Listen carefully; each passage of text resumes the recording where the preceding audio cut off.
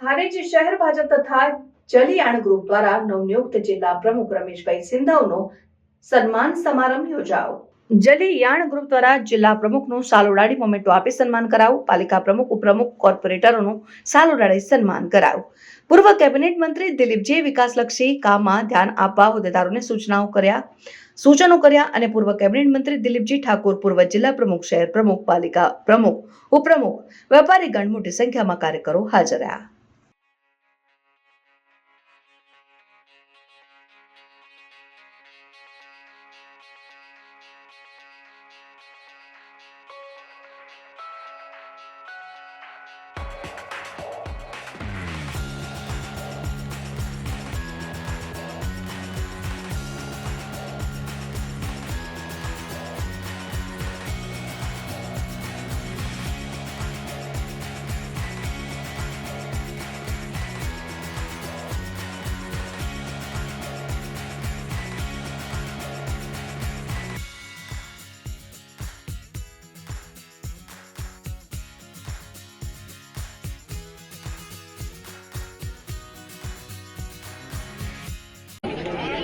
આજરોજ પાટણ જિલ્લા ભાજપ પ્રમુખ રમેશભાઈ સિંધાવનો સન્માન કાર્યક્રમ યોજાયો।